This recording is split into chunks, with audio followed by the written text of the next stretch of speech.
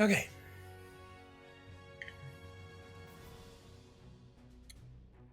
Let's get going.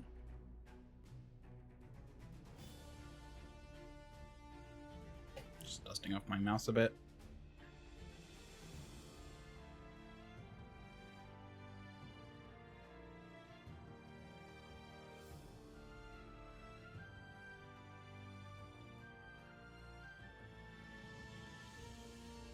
Okay. That should work. Yeah.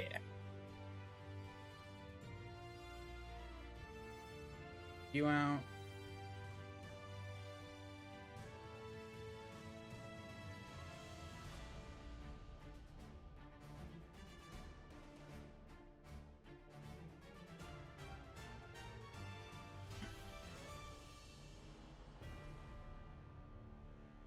So what did I level up to do? Oh! Actually, I also wanted to go to... So I mentioned that I would figure out the whole thing later. And I did it at work when I had some free time. I've not had a lot of free time at work, but this was not that hard to figure out. So let me explain the idea of the thing I was looking for.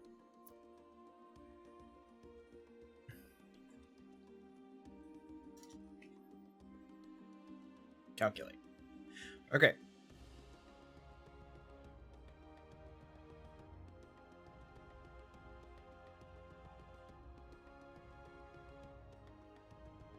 Oh yeah, I wanted to change this up a bit, but oh well. So the idea is high versus low, high versus high, high versus low. High. Basically, I took kind of a high stat that a monster might have, and a low stat that a monster might have, and then a high stat that a player might have, and then basically a low stat that the player might have. And so I was basically did player attacking, although in theory, if you reverse the numbers, it should be about the same. For example, if you did 16 versus 12 instead of 16 versus like a +3. Why is that +3? Oh, this is before I fixed it.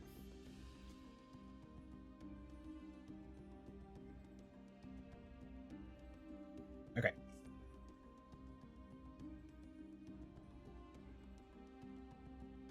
So, high versus high. So basically, this is the standard. If you got a high skill and they have a high skill, you're probably just gonna either succeed or fail, and not critical. High versus low, though, you're pretty much guaranteed to succeed, barely a chance of failing. Low versus high, guaranteed to fail. Low versus low, succeed or fail 50%. So that's standard, which is interesting. Then you've got group 2, which is the no level 2 proficiency. And by the way, this is at level 10. I did this. High versus high, you actually have a chance of succeeding, and a much less chance of failing, which is interesting. So you're actually in some ways a little bit stronger. High versus low, almost guaranteed to succeed, small chance of failure, no chance of crit failure. Low versus high, you actually have some chance to succeed, rather than you did here. It's more how badly you don't fail. Low versus low, actually not really guaranteed. You don't really have a chance to succeed, but you now have a chance to fail. Then you go to the edit I was planning to do, which is 2d10, and you do a range of 5 versus a range of 10 for a crit.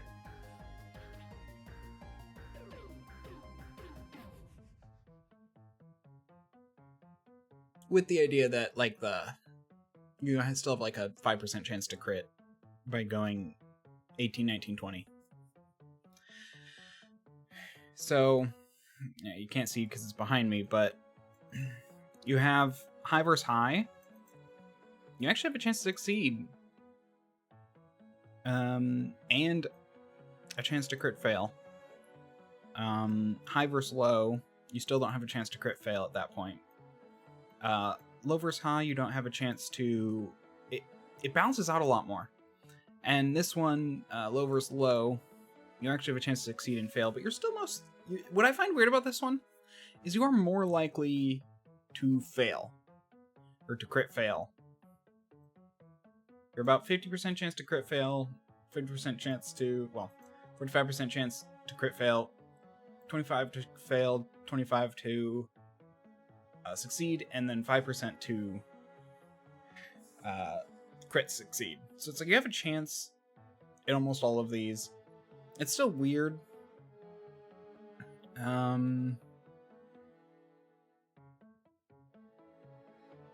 But these are just because I use 1, 2, 3, and 4 to signify the crits range. Where 1 is the high, 1 is a crit success, 4 is a crit fail. Yeah. So anyway, I like this.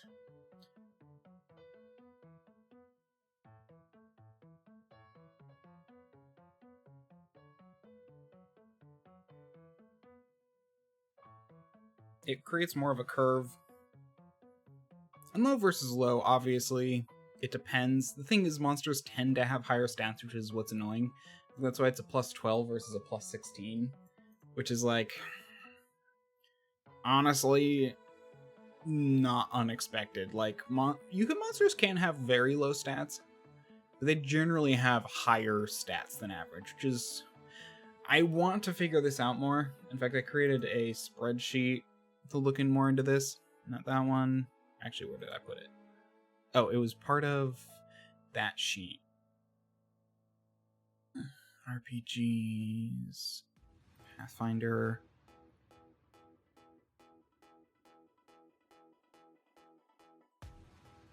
Here. It was part of this sheet, which actually I already have open, don't I?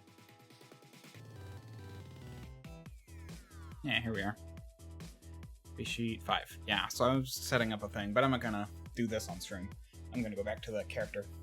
Anyway, I mentioned last stream that I would look into it. Still looking into it. This is me going to try and see if I can't do more mix and match. So I'm setting up the basis, but we'll get there. But let's continue with this sorcerer. I forget where I was at. I know I was picking spells.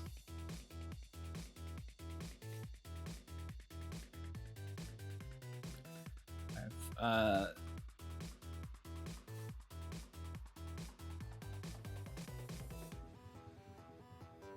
should probably open up the PDF reader.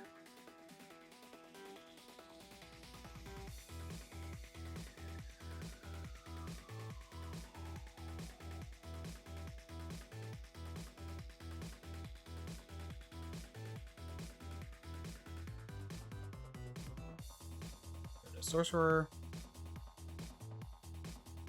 So you get 4. Does that include the ones you get from... You add spells to this repertoire as you increase in number each time you get a spell slot. See Sorcerer. You add a spell to your spell repertoire of the same rank. You add a new rank. Your first new spell is always the Sorcerer's Gift spell.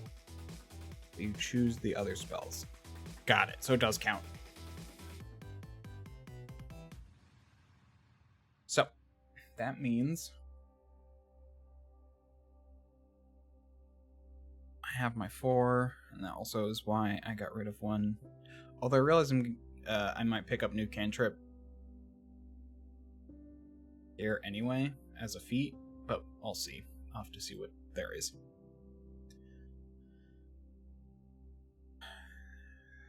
Spells. Arcane. Arcane spells.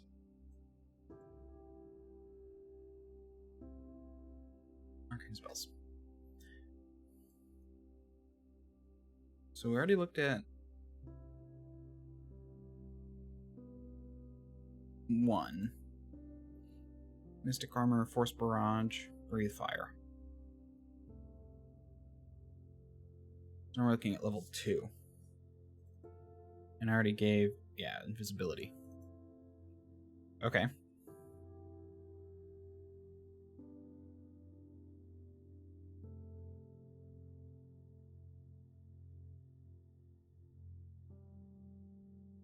Oh, this one has a picture. Temporarily animate them to attack. The object hovers in the air. Hurl them. The assault deals 2d10 bludgeon damage.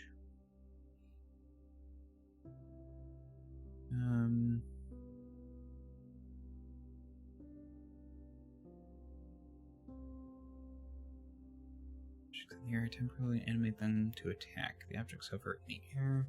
Hurl themselves at nearby creatures and campfire debris.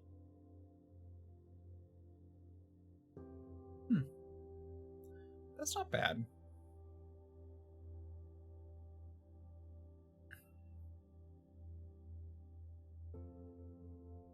I, as a GM, would probably rule that the damage type depends on the objects. If you pick up knives, it'll be slashing. If you pick up, most of the things will probably be bludgeoning, but I would argue that you can get other damage type based off what objects you animate. If you're on a forest and you animate sticks, I would probably allow piercing damage.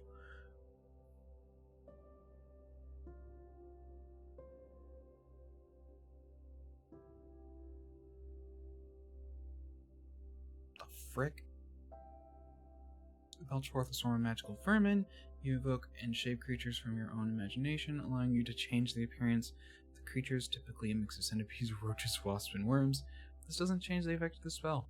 The vermin swarm over anyone in the area, then bites and stings, dealing 2d8 piercing damage. Creature that fails this save also becomes sickened 1. Once the spell ends, the swarm disappears.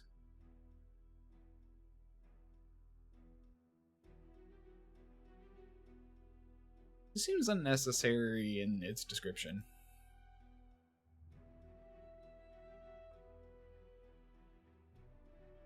Got a sticky web in the area that... yeah, web is... I like web. It's primal, though.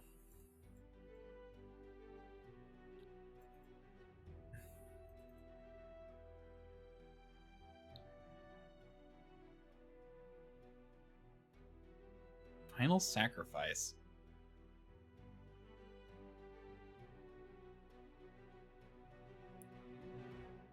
You channel disruptive energies through the bond between you and your minion, causing it to violently explode. The target is immediately slain, and the explosion deals 66 fire damage to creatures within 20 feet of it with a basic reflex save. If the target has the cold or water trait, the spell deals cold damage and the cold trait instead of fire. When casts a spell targeting a creature that you temporarily seize control of, such as undead, commanded by the bind undead, automatically fails and breaks the control of the effect.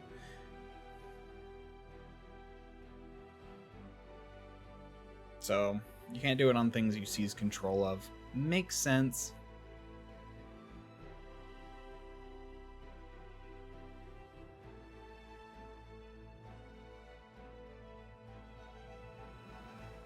But that could be very good with some augmentation. Let's look over here. Already looked at a bunch of these. Acid Grip is pretty good. Blazing Bolt, very classic. I love this one. Well, in 5e. Let's see what it does in this. Fire Ray of Heat and Flame. Make a spell attack roll against a single creature. On a hit, the target 2d6 fire. On critical, the target takes double damage. Okay, so it's just a spell attack. For each additional action you use when casting a spell, you can fire an additional ray at a different target to a maximum 3 rays, targeting 3 different creatures for targeting 3 different targets for 3 actions. The attacks each increase your multiple attack penalty, but you don't increase your multiple attack penalty after you make all the spell's attacks. For Blazing Bolt, you spend 2 or more actions casting the spell, increases 46 fire damage on a hit and still deals dull damage on a critical hit.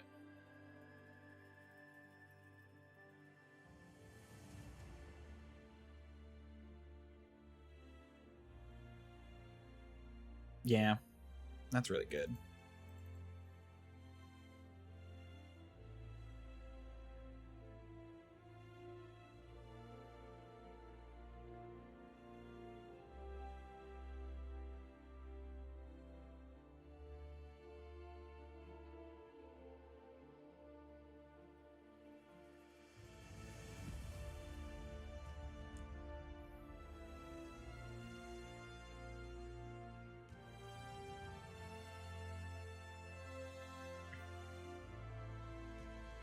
Let's see what Blur does.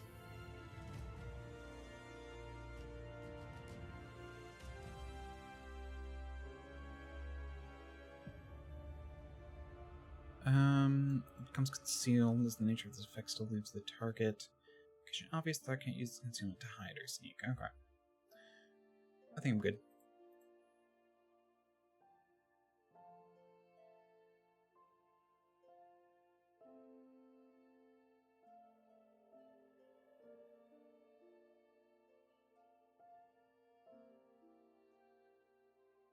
We're gonna have to do a dispel magic. Actually, who gets dispel magic?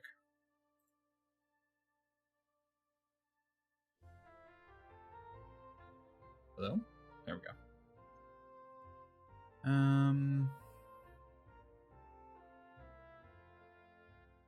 I'll get it.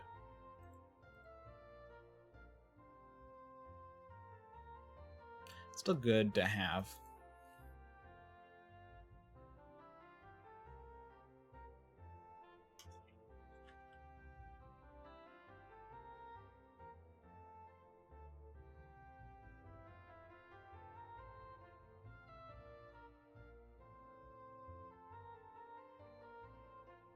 Does this have anything at higher levels? No.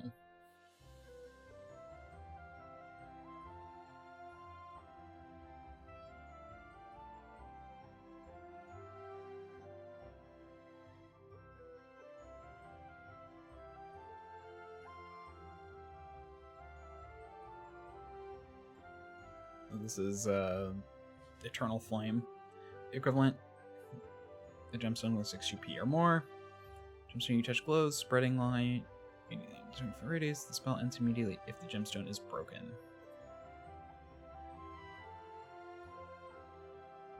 Humanoid form.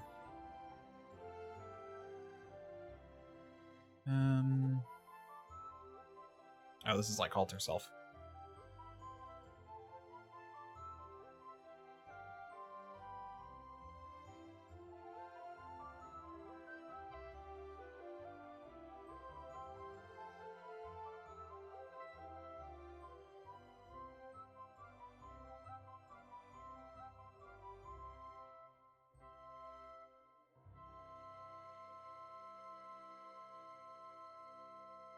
Useful Rest was arcane.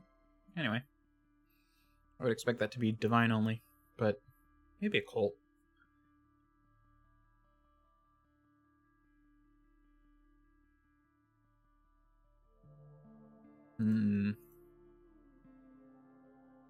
No, I didn't mean Shapewood.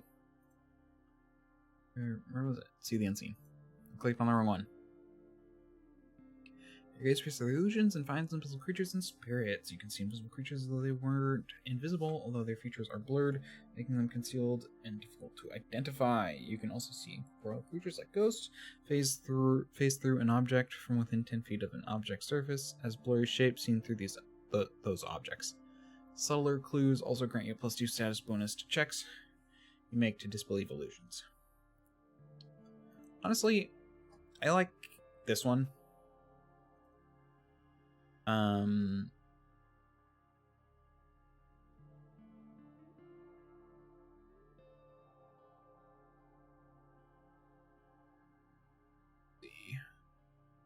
See the Unseen. Because it's important to be able to see things so you can attack them.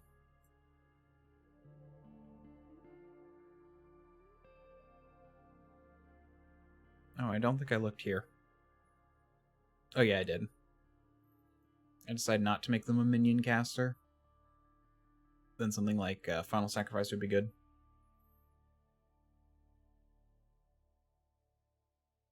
Let's be real.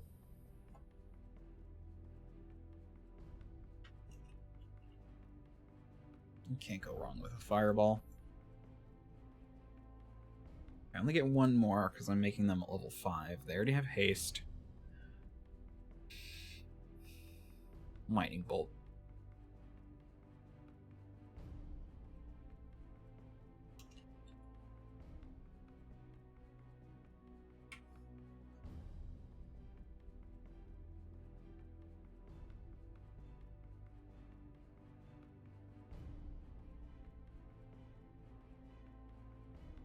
Now I need to decide which spells are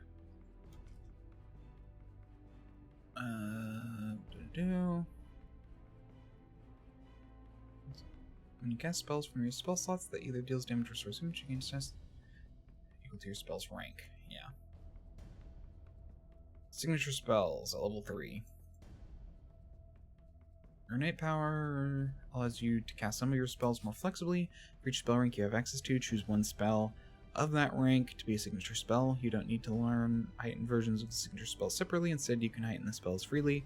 If you've learned a signature spell at a higher rank than its minimum, you can also cast it at a lower rank without learning rank which you learned previous spells. You can also retrain specifically to change a signature spell to a different spell rank without swapping any spells.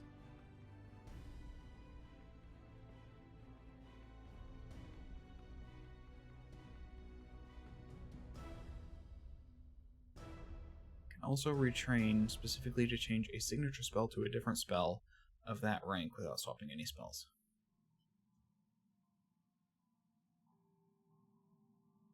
Okay, so it has to be one of each rank.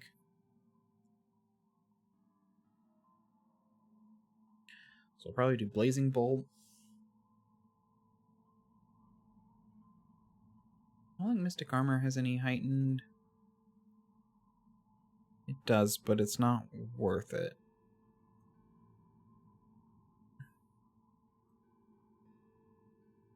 Actually, 4, 6, 8, 10. That's pretty much every other. That actually might be a good one to have. Actually.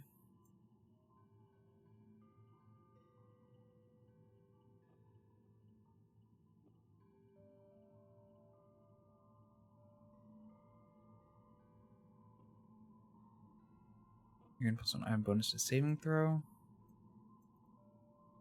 Oh, so it's just like armor. It gives you the pluses and honestly, because a lot of things do have like a +2 style. No. Sorry, I'm looking right here. So I'd probably make this one a signature spell. Something like Breathe Fire. Does haste have any heightened effects? 7th, not worth it.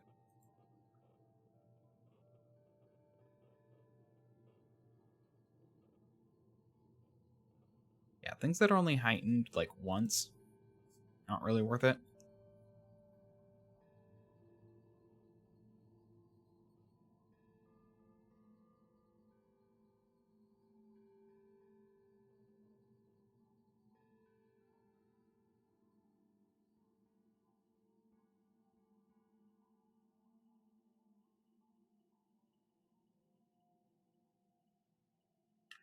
Yeah, that is the one downside to sorcerers is they're much less flexible. Force Barrage would be another good one. But honestly, it's kind of good as is. I got, yeah, Mystic Armor, Blazing Bolt. Blazing Bolt's a +1, right? Or is it a +2? Nope, +1. 2d6 every +1. That's really good. Oops.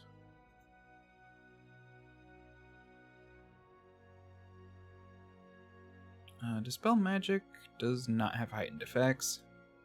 Obviously, Fireball and Lightning Bolt do, and they're just more damage. Yeah, Fireball's 2d6.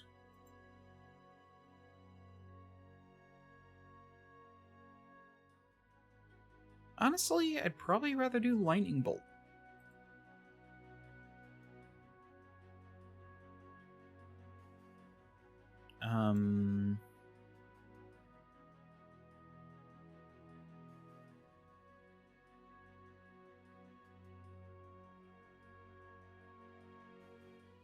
Because Fireball is 2d6. Its base is 66.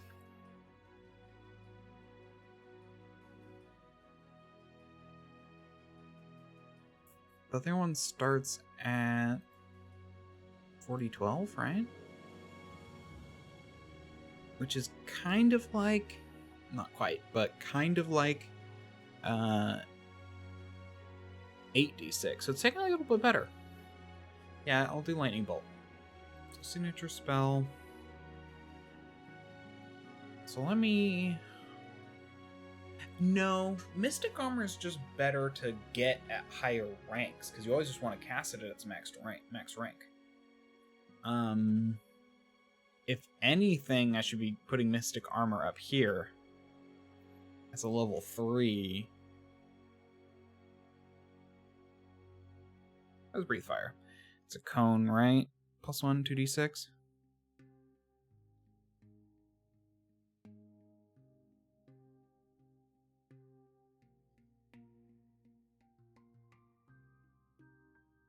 Haste is heightened, but it's 7th.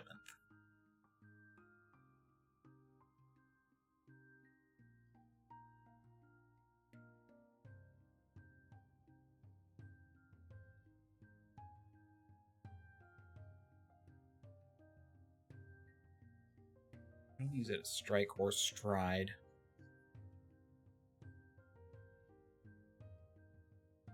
Yeah, it's to prevent you from being able to summon 2 creatures. I totally use it to summon 2 creatures.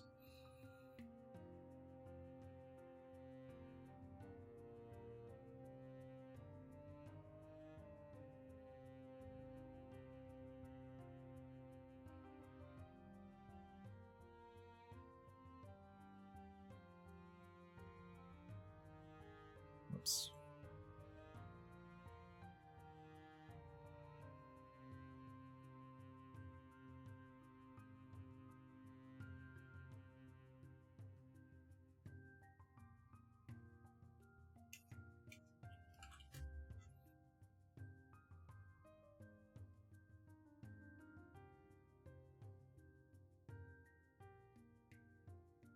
Force Barrage. And Force Barrage. And then we'll also do Blazing Bolt.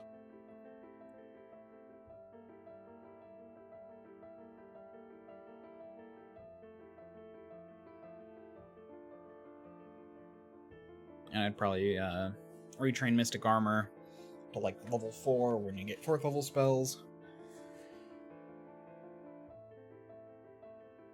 Wait, what are its levels? Yeah, 4th would be the next one.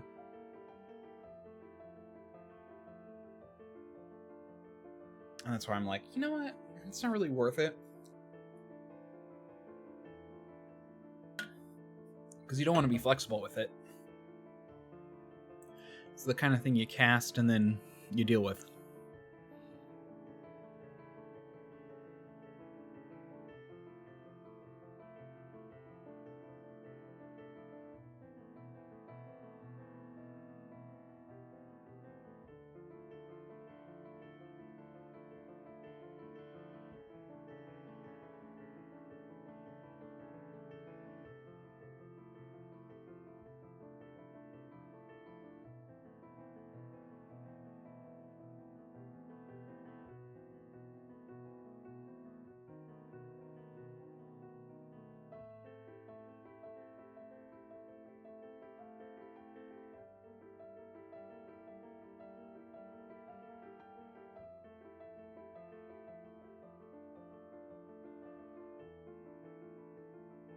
How do I organize this?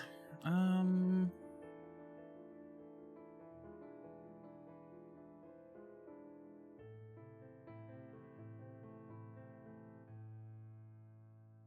do A.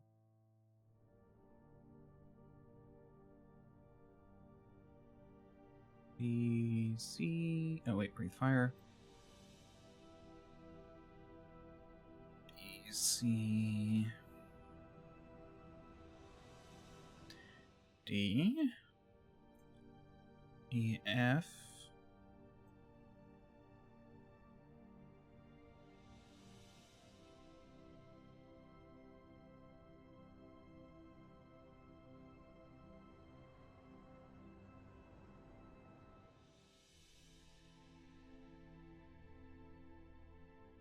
H I K L M S. Okay. Alphabetically is what I decided. I could also do this here. Shorter list though. D A D E E done.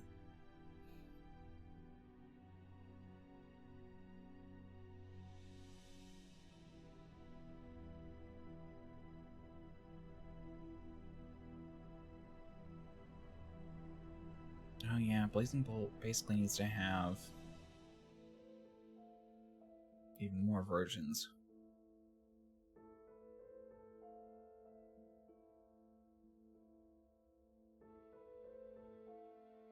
I'm not gonna deal with that right now. Spells picked.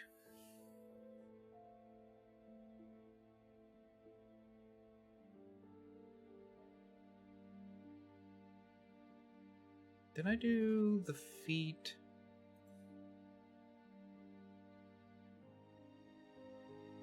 Pick the ancestry feat. Yeah, I picked the ancestry feats. Oh, I don't think I was sit on ally shelter. Oh no, I did. I think that was okay.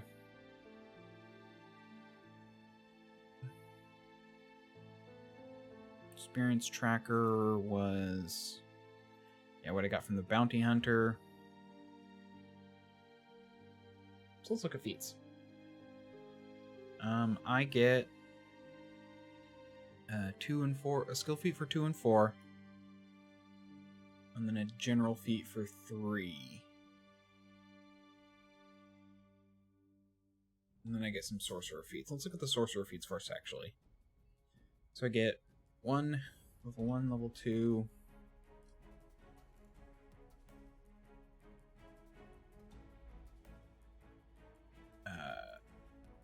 Level 1, level 2, level 4. I'll figure out the rest in a bit. The rest of the abilities, that is.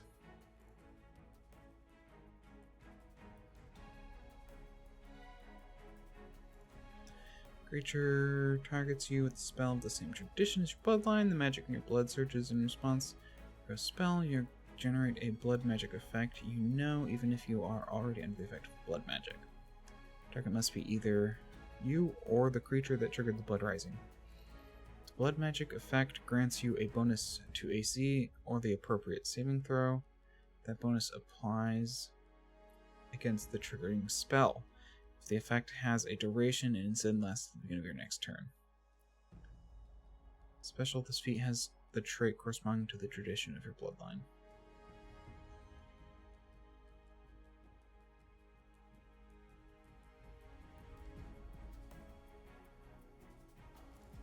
Is my blood magic? Yeah, that's actually good for me, because it's basically just bonus AC as a reaction. Also AC as a reaction. Although... shield is better? I'm gonna do the shield spell. I'm not gonna switch...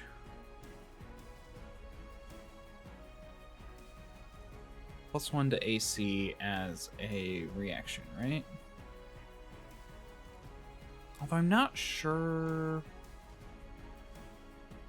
or is it... no, it's 1 action. Shield's 1 action.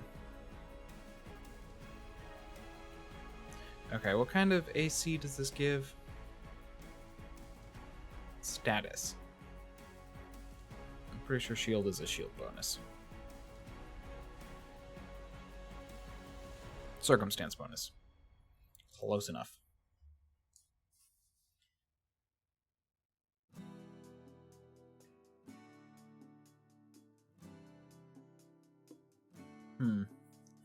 familiar. I've decided no.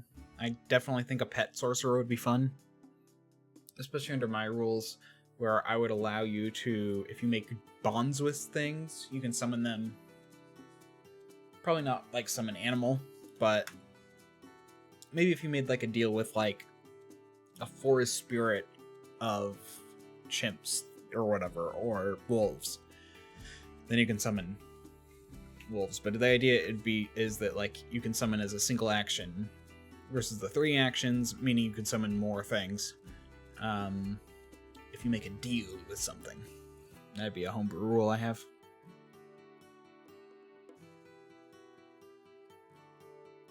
You can extend the range, because I don't mind a ton of extra combat as long as I know the players can do it and there is a limit. Like, as they could have technically 3 and they'd still have to sustain. So basically they'd use all of their actions sustaining.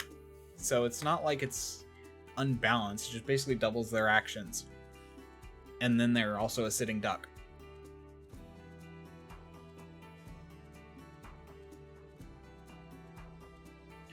The next action you use is cast a spell that has range, increases the spell's range by 30 feet.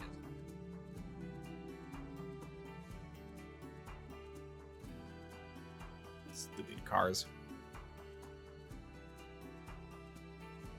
I'm not interested in that. The power of your blood allows you to perform minor feats of magic in form of volume. Your mind temporarily opens to the secrets of the world. Attempting to recall knowledge, you can use arcane instead of a skill normally needed for that subject. If you critically fail this check, you get a failure instead.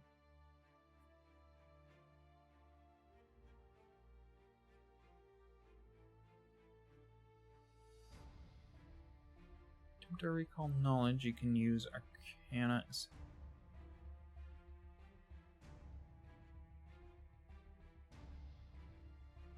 You're benefiting from a blood magic effect. The issue, well, there are other blood magic effect, or there are other ways to use it.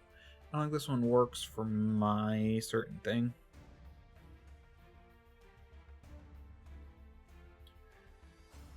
You move yourself or others out of harm's way, you step, or you position a target within your reach using religion for the check.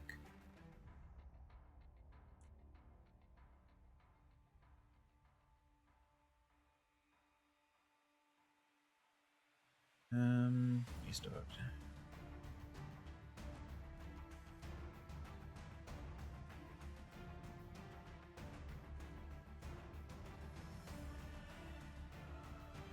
The immense power of nature echoes in your mind.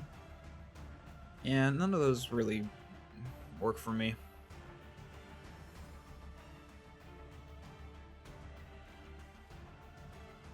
Burst or cone or line, it does not have duration. Increase the area of the spell at 5 feet 30. So burst that normally have a radius of at least 10 feet. 5 feet to the length of a cone or line that is normally 50 feet or smaller at 10 feet to the length of a larger cone or line.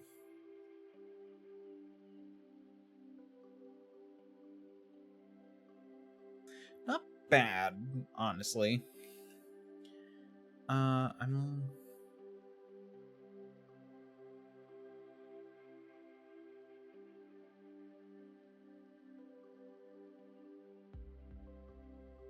kind of like Blood Rising. Yeah, we'll do Blood Rising.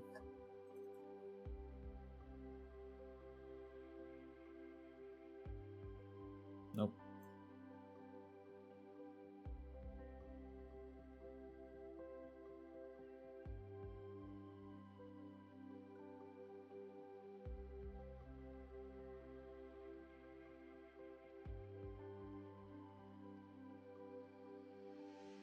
Okay. Are we going to do level 2? I can take any of these, but let's look at the new ones. Drop over blood on benefit from your magic. You place a blood rune on an adjacent ally that lasts for 1 minute. When you're an ally would gain a blood magic. When you or an ally would gain a blood magic effect, you can forego it, granting it to the anointed ally instead, even if it weren't a target of your spell. You can anoint only one ally at a time. If you listen to the rune, previous designation ends.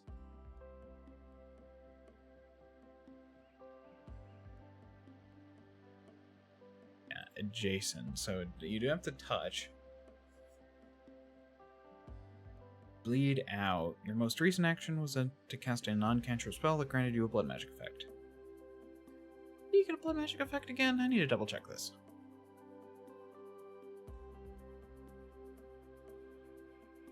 Whenever you cast a bloodline spell using a focus point, or Sorcerer's Gift using a spell slot,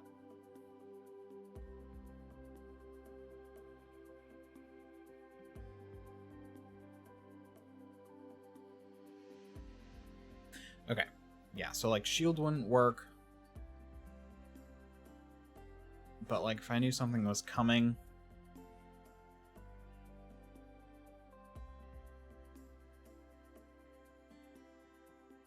haste and invisibility, I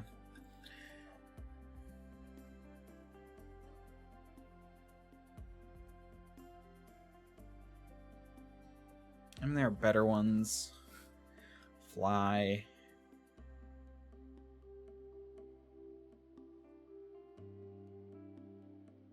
And Howling Blizzard, that one would be nice for the build I got, but okay. Anyway, anoint ally, bleed out. You channel your most recent action is to cast a non-cantrip spell that grants you a blood magic effect. It's weird because cantrips can't give unless there's a you better understand the basic powers of blood. Add 2 additional cantrips from your spell to your rep. No. I was thinking of getting this one. Enhanced Familiar. Propelling Sorcerer, you force your magic. The force of your magic can be used to propel yourself to use yourself for another. You know the following blood magic effect. Challenge your magic and rush. Either use step as a free action or move the target 5 feet in a direction of your choice.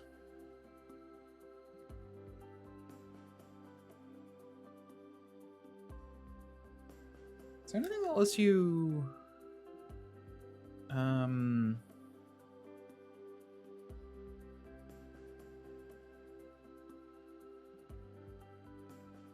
those allows you to perceive how magic affects everything you become trained in one skill choice. Additionally, you can use arcane arts to tinker with your selection of spells.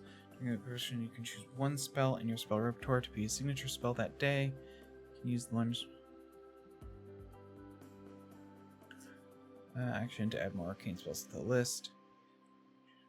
If you prepare a spell that isn't in your repertoire, you temporarily add it to your repertoire.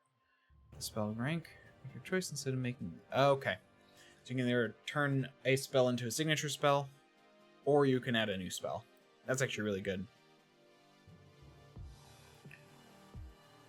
Yeah, so they're probably all similar.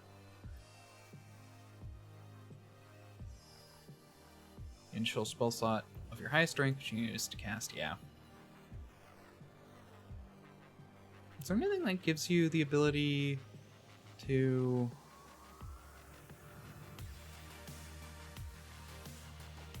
get your bloodline stuff with cantrips?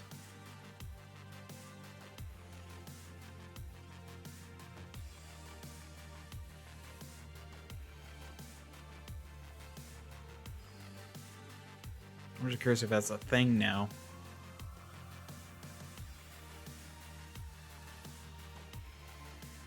Huh.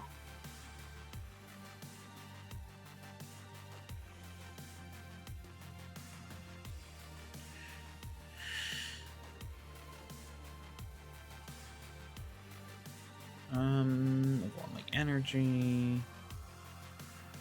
I feel like it would be higher.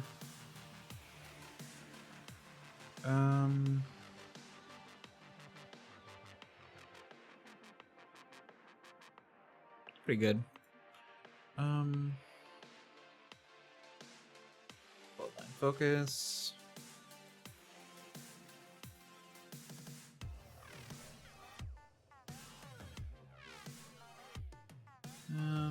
Neat.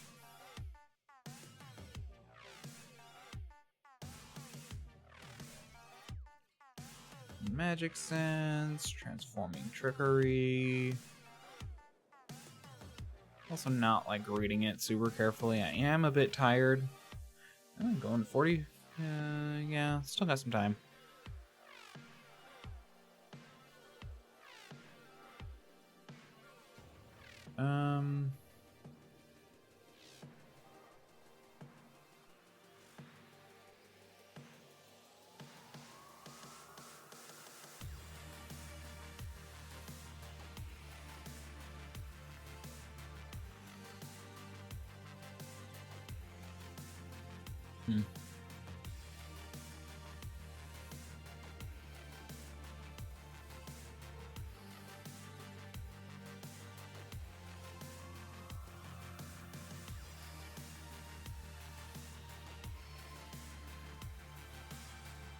I'm not sure why this only has...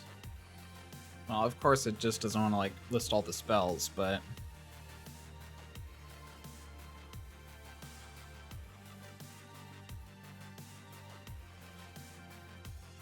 Hey, Fortune! Okay.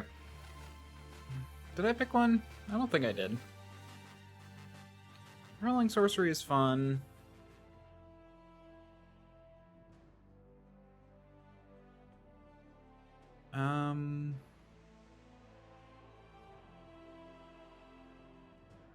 Channels a from the last spell you cast into ranged bloodletting. Make a ranged spell attack roll. It's the AC of a target within 60 feet. This attack deals persistent bleed damage equal to the rank of the spell you just cast. Honestly, given... I'm debating... either cantrip expansion or bleed out. I'm thinking bleed out. Yeah, I'm gonna go bleed out. Just being able to apply bleed damage to someone ain't bad.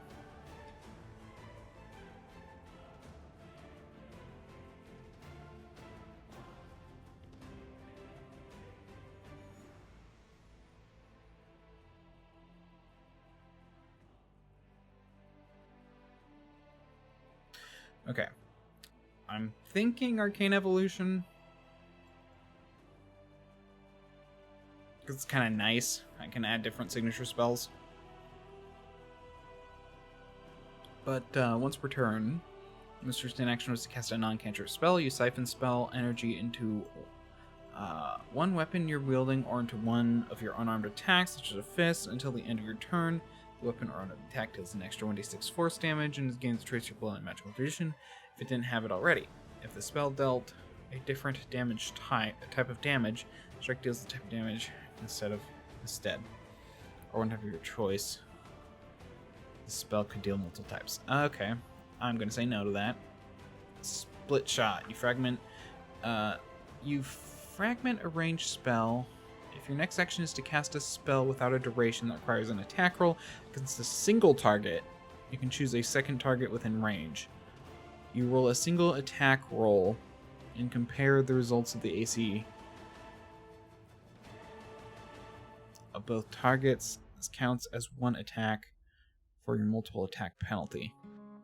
To the second target, the spell deals half the amount of damage it would normally deal and has no effects beyond the spell's initial damage, such as imposing condition or penalties. Honestly, Split Shot could be really good, especially with Blazing Bolt, because it says that against a single target, and originally I was like, oh, that wouldn't work with Blazing Bolt because it hits multiple, but no, it hits multiple single targets. So, yeah.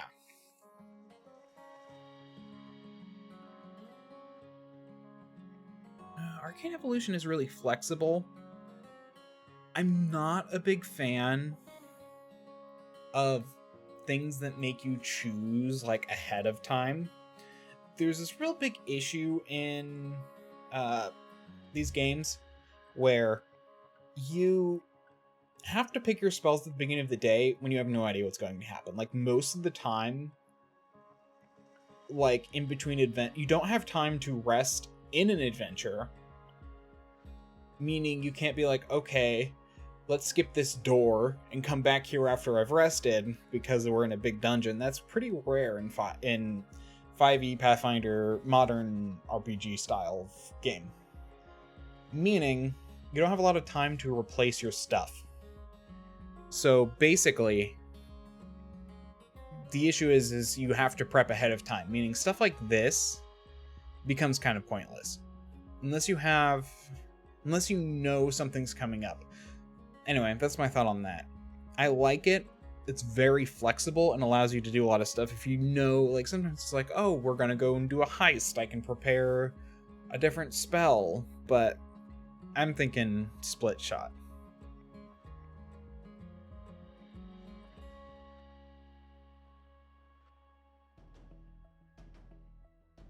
Okay, so those are the Sorcerer feats. And I obviously could have gone back, but I'm not a big fan of the spell shaping stuff because it requires you to... Well, I mean, obviously this is okay, but... Because this allows you to attack 4 times with Blazing Bolt versus 2. Or versus 3. Even if the second ones are doing half damage. In the end, you're doing the same total amount of damage, but you, like... Anyway, it's interesting. It allows you to hit a lot more smaller creatures rather than... and maintains that diversity. You know, something like Widen Spell or Reach Spell are good. Reach Spell is less good because it's rare that you're going to be slinging from super far away. Usually encounters are fairly close. And Widen Spell is hard unless you have a way of keeping your allies out of it. Because more radius can sometimes be more of an issue. Yeah.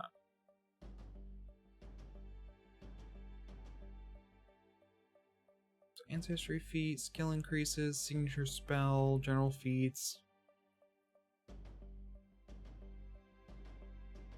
Skill feats.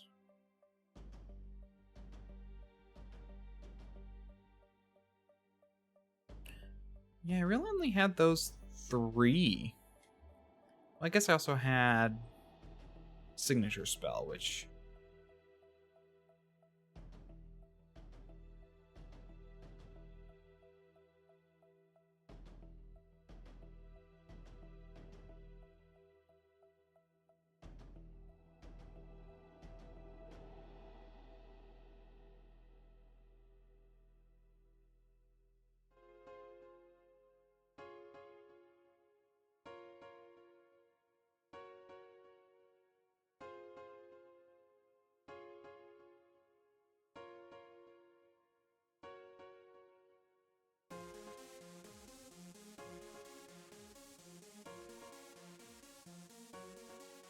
Okay.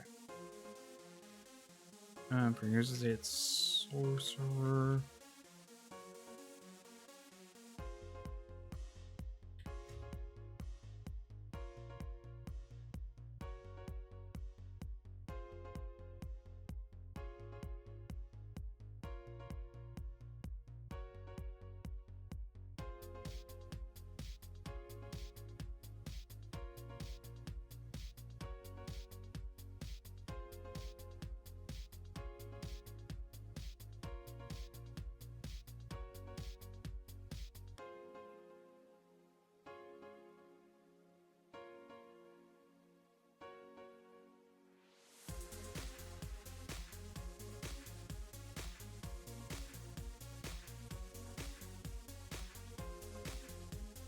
I also like it being, instead of 1, I like it being first.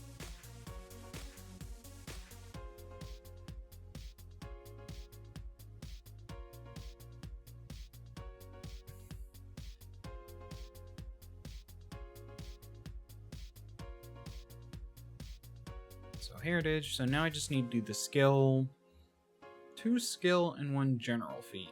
Although let me do my skill increases first.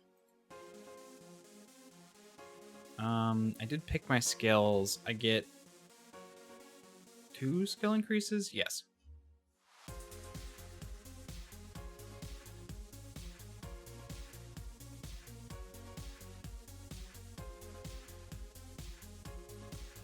Let's be real.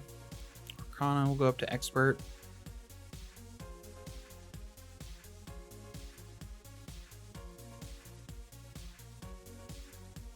Intimidate will go up to expert. I don't always like intimidate on my sorcerers. I don't know why.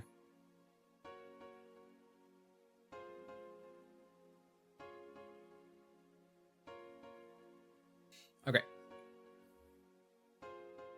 Unless I find a skill feat, it's going to be really nice.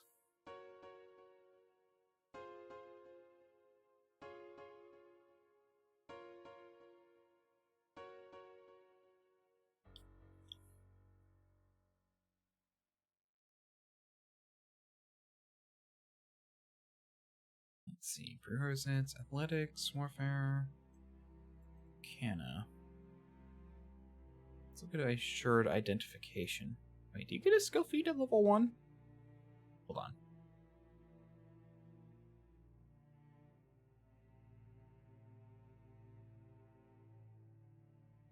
Attribute boost initial efficiency bloodline sorcerer.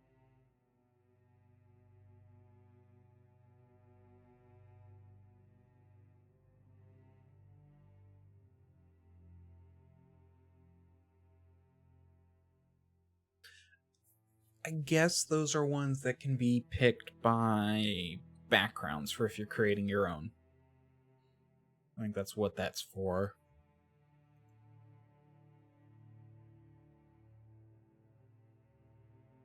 Also rogues. I think rogues get one every level, including first level.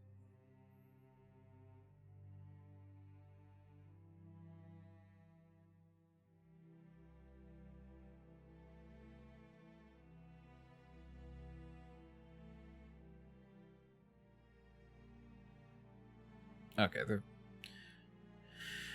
just noticed they are sorted by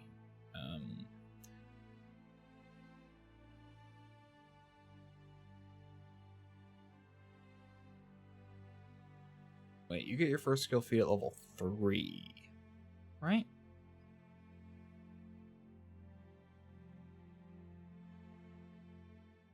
No, level 2. Which is before your first skill increase, so in theory everything would be trained.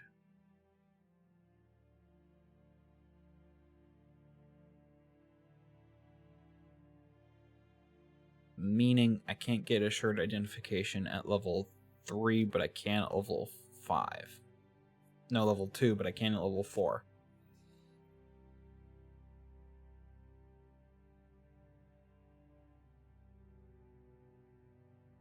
No, they don't have any Arcana, Intimidation, Terrifying Resistance.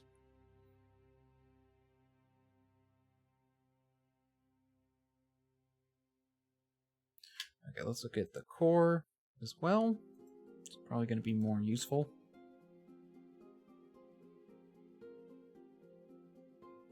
General skill feats. Quick identification is pretty good, I think. Recognize spell is actually probably one I'm going to want to pick.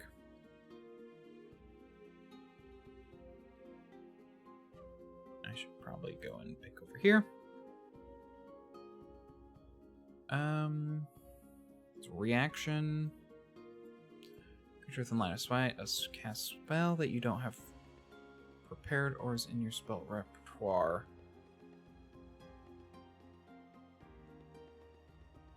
Or a trap or similar object such as a spell.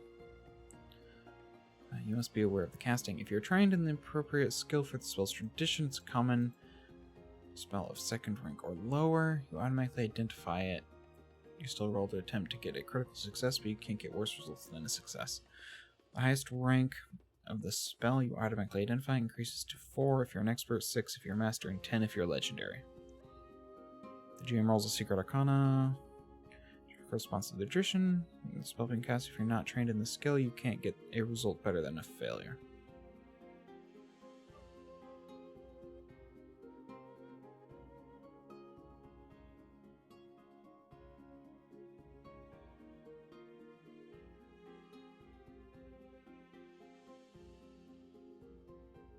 Okay, so you have to be trained in them originally, but if you're not trained, you can't get better than it. Okay. Card as a spell. You can gain a plus and circumstance bonus. Throw an AC against it. You correctly recognize the spell. You fail to recognize the spell. You misidentify the spell as another spell entirely of the GM's choice. It's alright. Not as great as I thought it'd be.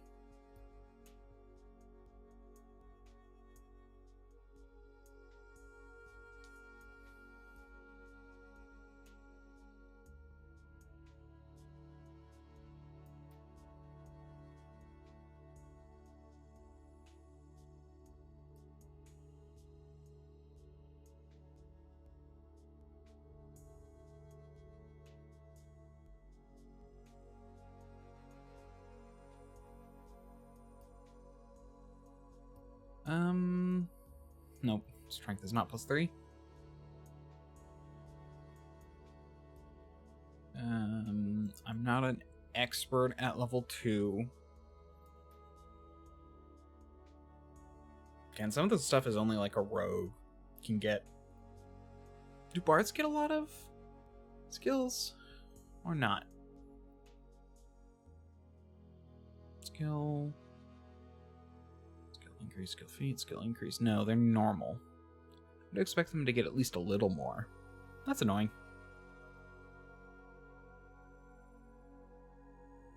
I'm guessing rangers don't get any extra.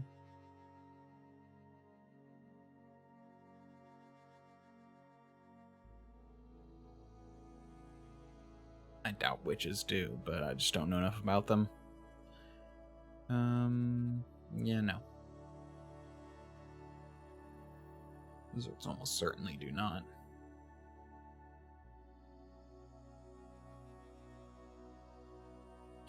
If there's another one who gets it, it's probably going to be the investigator. Let's be real. Yep. They also get a bunch.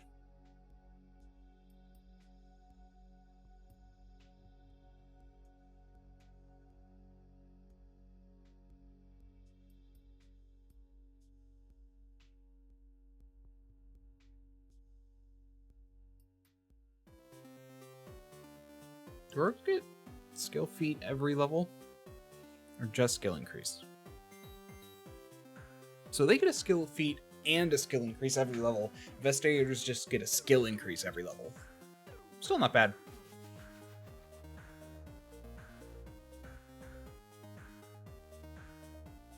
Do monks get anything like that? I doubt it. No, theirs are normal. Swashbucklers are probably the last one I could think of being weird. Actually, alchemists might as well.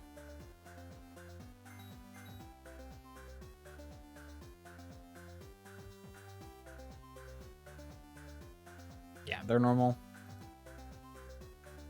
Sorry, minor sidetrack. I'm just curious. No, they're normal. Okay. So only investigator and rogue can get some extra stuff.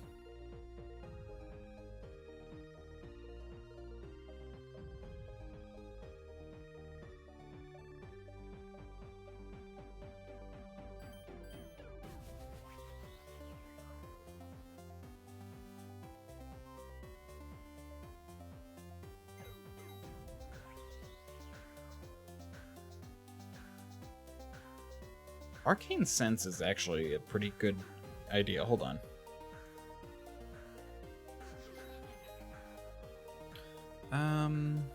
You can cast first rank detect magic at will as an arcane innate spell. If you're a master in arcane, this spell's heightened to 3rd rank. If you're legendary, it's heightened to 4th.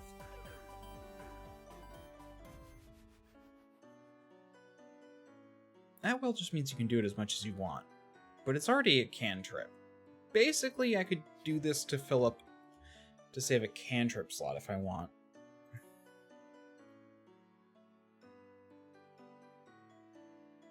Is it worth a feat to save a cantrip? Maybe? Since you have to get to legendary, which means level 15.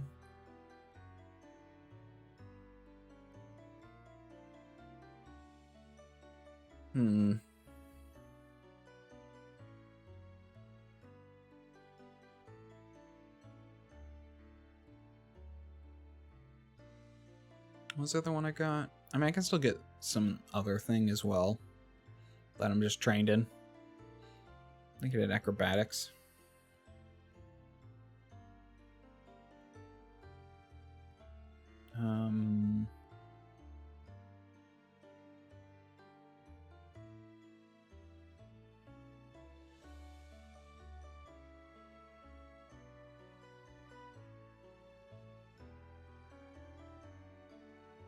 Lore stuff. Medicine, nature, occultism, performance, religion, society, stealth. I think I took stealth.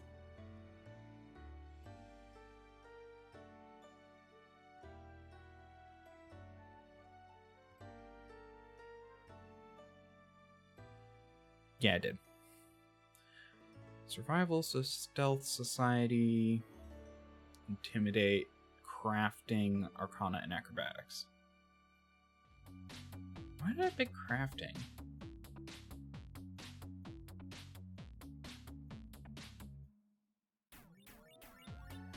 Why did I pick crafting? Is that, like, something sorcerers get?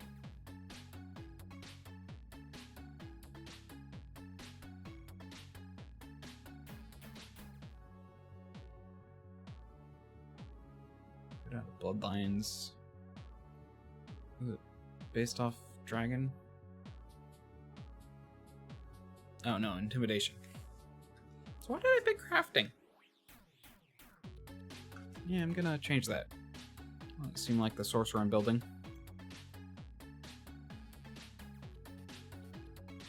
And I don't think it was from my background.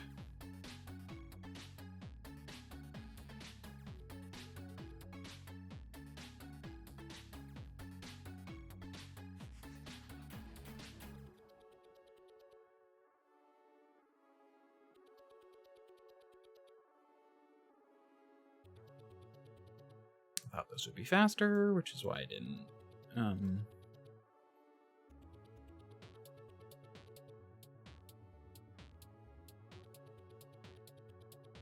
all the wrong places. It's over here. Bounty hunter. Survival. Legal war. Yeah.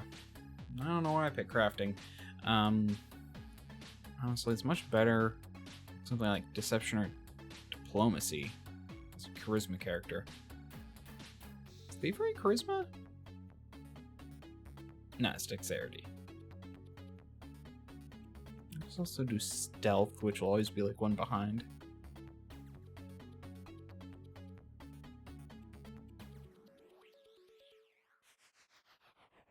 Oh, wait, no, I'm already trained in stealth.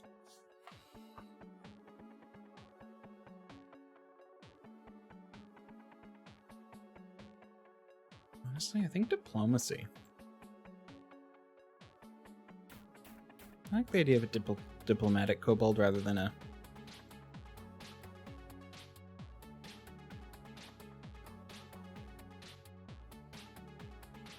intimidating diplomatic kobold.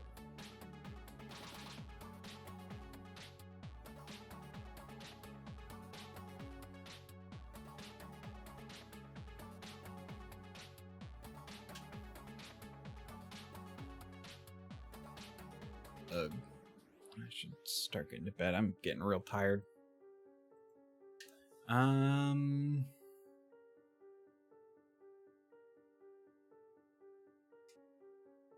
Just checking something.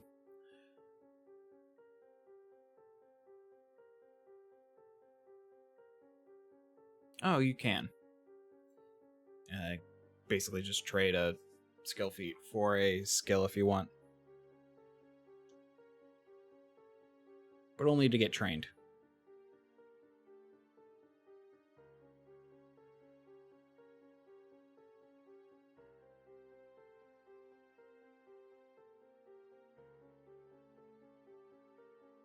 Yeah. You can't use it to go up from there, though. I don't think. Unless there's one called expert training.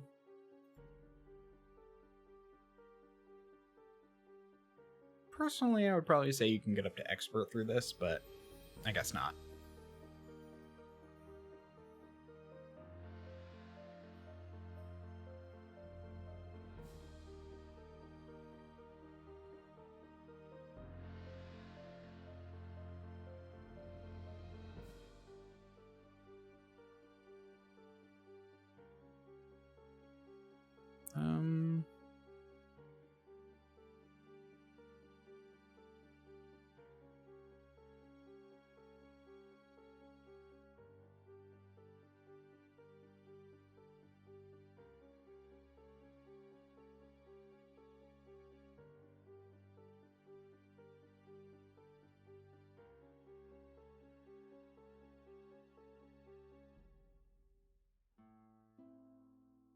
group impression would be amusing.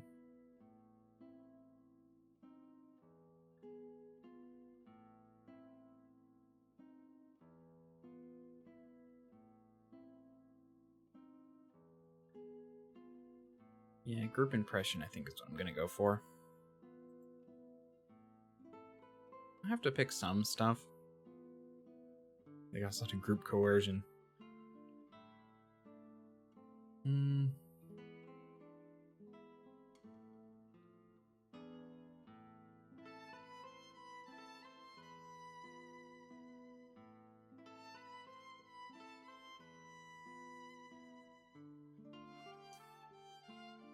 The group impression.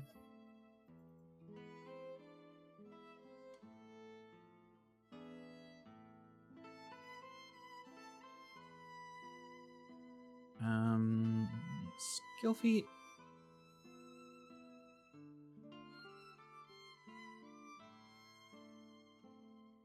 You're a better one.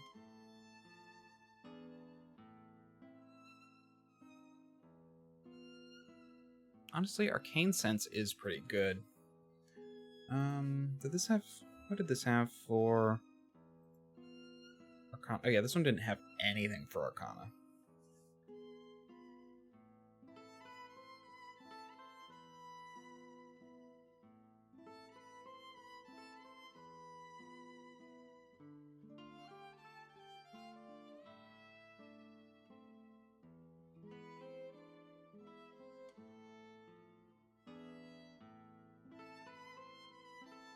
There was something I was thinking about. It was a varying one. Oh yeah, assured identification. Although that one had some interesting things.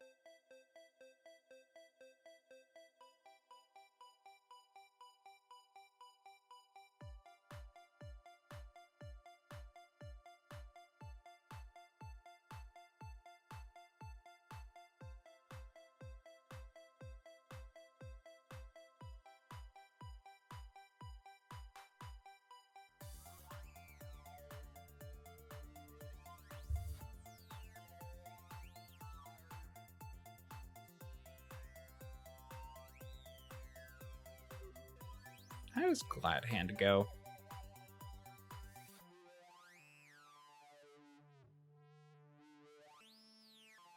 First impression start a strong suit. When you meet someone in casual or social situation, you can immediately attempt a notice check to make an impression on that creature rather than needing to converse for a minute.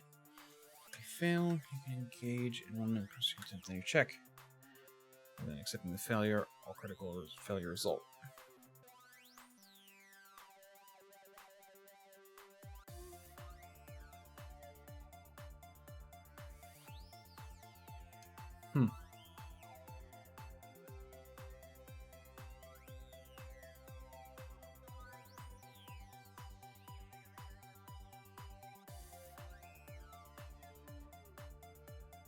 Forager to subsist. Ugh.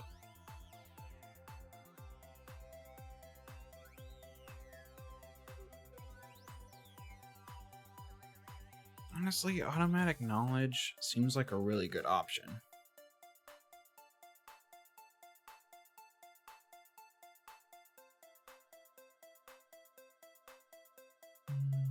Oh, you also have to have the assurance feat. I could do that.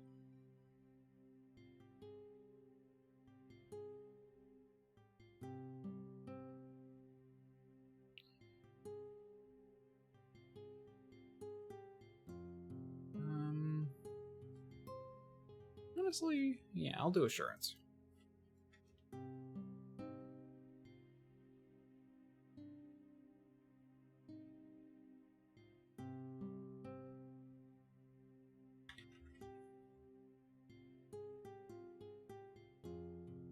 And then a general feat. And then I think I'm done?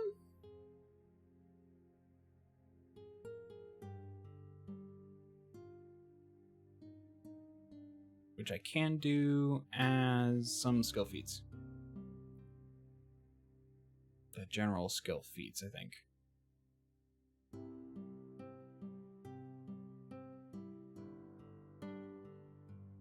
Yeah, I think all skill feats are also general feats, in case you wanted to get them.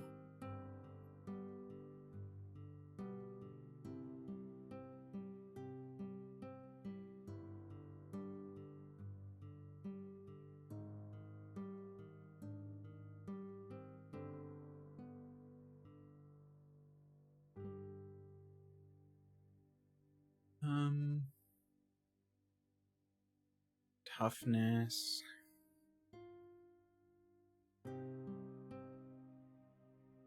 Ancestral Paragon can be pretty good. Prescient Planner. No.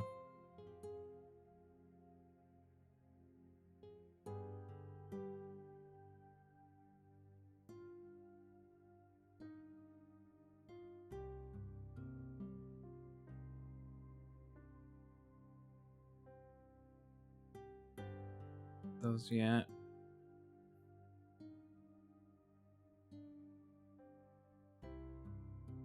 Adopted Ancestry? Blameless another entry's culture, here's your barn and them. 13 from your ruins, come ancestry or another ancestry. If you have access, you can select ancestry feats from the ancestry you choose in addition to your character's own ancestry as long as the ancestry feats don't require physiological features that you like as determined by the GM.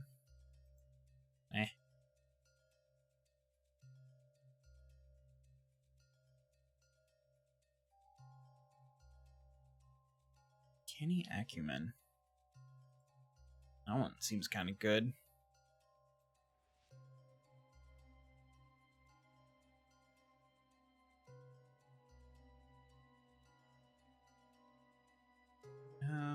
Your avoidance or observation is beyond the ken of most in your profession. Choose fortitude saves, reflex saves, will saves, or perception. You become an expert in your choice. At 17th level, you become a master in your choice.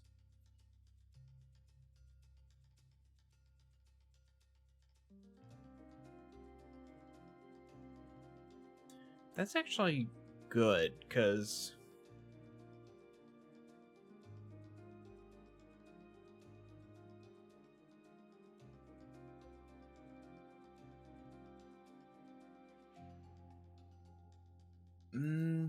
maybe. I feel like most things, in fact, I actually have a thing for this.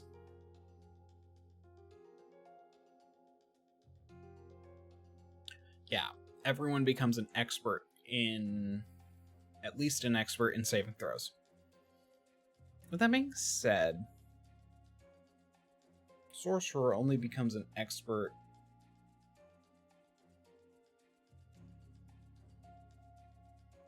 and starts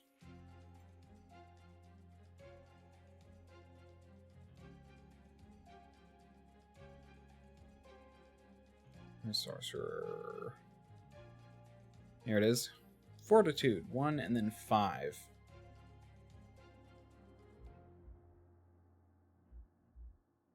But it would let me...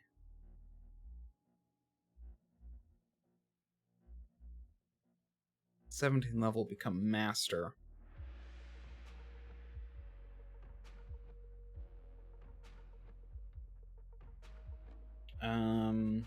That's actually good. I mean, I would only get it... If I do reflex, I'd get it several levels sooner.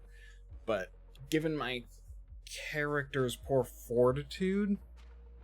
Yeah, but I only get up to master, and I could pick it up later. I think the reflex one is better.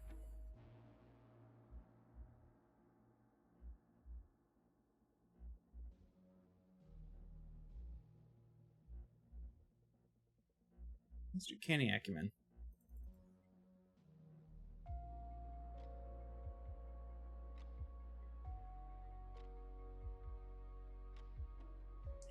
No. How do I do with perception? Ooh. Actually, perception as a sorcerer is terrible. But then again, I'm not like high wisdom. Am I? Yeah, no, I'm more dex. I still think fortitude's the better option, even though it technically wouldn't benefit me. Like, if I were actually picking this character, it'd be like, no, but then I could pick it up later. Perception could be good now.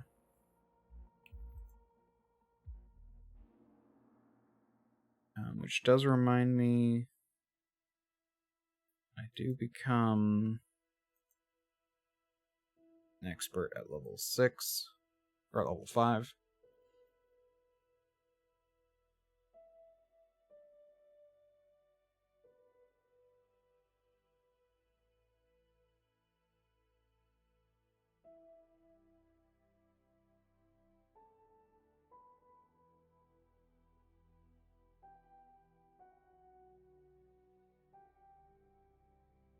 What does my class DC increase? Oh, and I picked reflex, so. You are expert.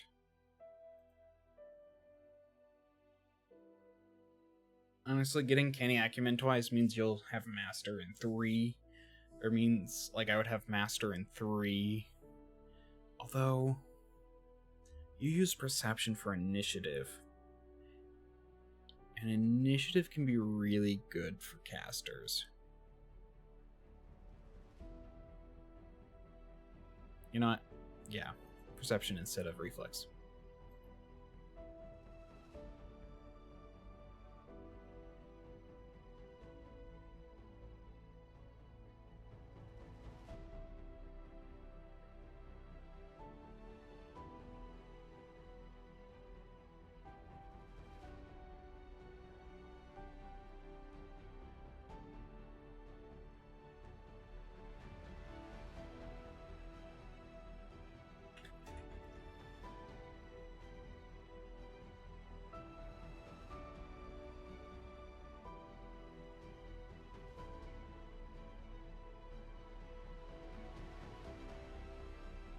Okay, I need to end...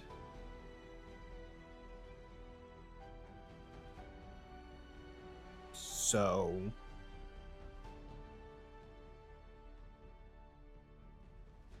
Okay, I need to go through... Just double check that all of my...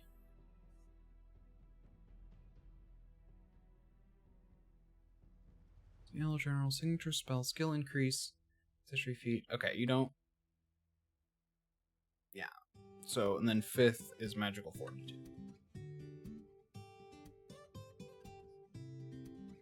Don't get Expert Spellcaster till 7th.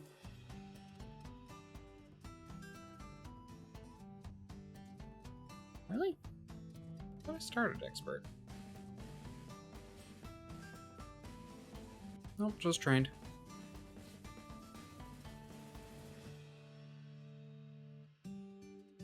Yeah. I can double check this another time, but for now, I think this works. I'll call this character done, I guess. I think I still need to do equipment, but oh well. Let's end though.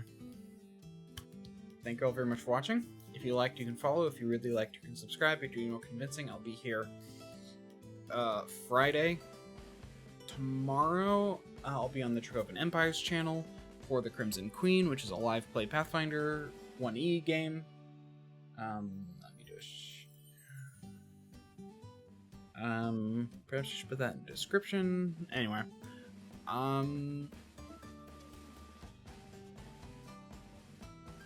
yeah, and on YouTube, like, comment, subscribe. Until sometime, bye-bye.